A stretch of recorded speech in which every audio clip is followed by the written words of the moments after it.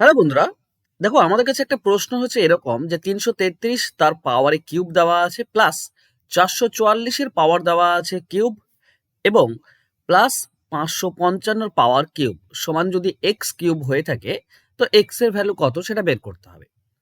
এক মুহূর্তের জন্য একটু পজ করে ভেবে দেখো কিভাবে এই অ্যান্সার বের করা যায়, কতটা সহজ কতটা কঠিন বা কোন পদ্ধতিতে বের করলে খুব সহজে তুমি এর অ্যান্সার বের করতে পারবে। ঠিক আছে, কারণ কিউব করে তো করা সম্ভব নয়। তো এর থেকে সহজ উপায় কি?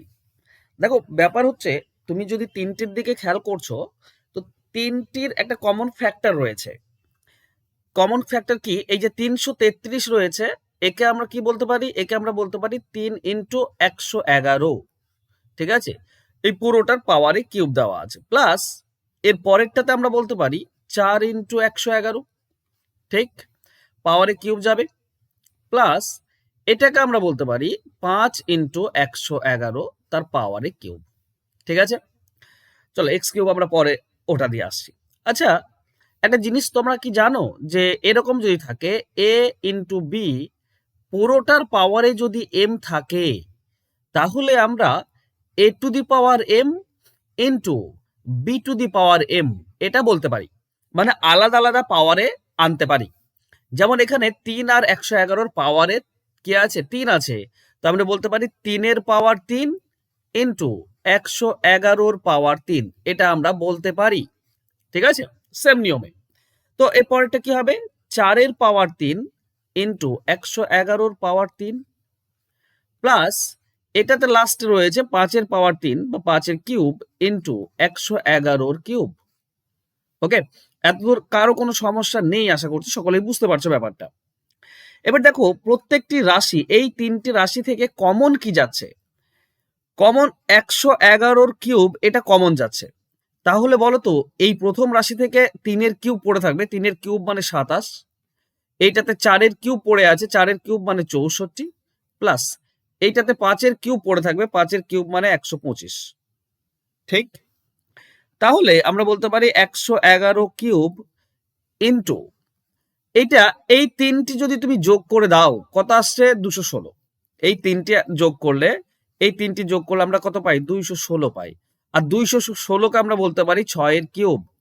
ঠিক আছে, এই 27, 64 এবং 125 এই তিনটের যোগফল হচ্ছে 216।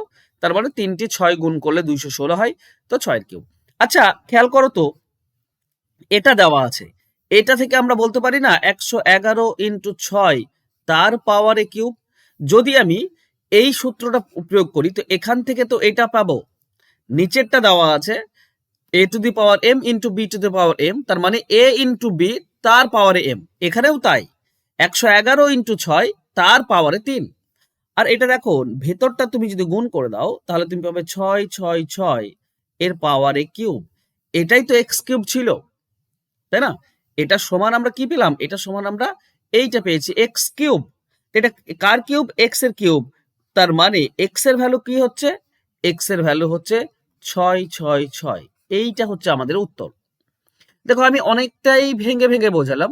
যদি তুমি প্র্যাকটিস করে থাকো বা তুমি এই ধরনের অঙ্ক এর আগে করেছো তাহলে কিন্তু 10 থেকে 20 সেকেন্ডে হয়ে যায়, যদি তুমি প্রসেসটা ঠিক জানো। ঠিক আছে, কিচ্ছু না, প্রসেস তুমি কি করে করবে এরপর থেকে শর্টকাট যদি শেখো।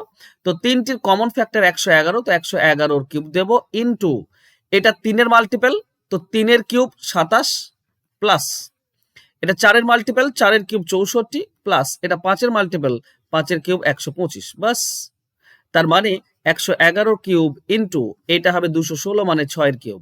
এবার 111 আর 6 গুণ করলে 666 তার পাওয়ারে কিউব, তার মানে এক্স এর ভ্যালু 666 হবে। এটা আমাদের উত্তর। আশা করছি তোমাদের ভালো লেগেছে। ভালো লাগলে অবশ্যই একটু শেয়ার করে দিও বন্ধুদের মাঝে। Thank you so much. দেখা হবে নতুন কোনো অঙ্ক নিয়ে তোমাদের সাথে। বাই।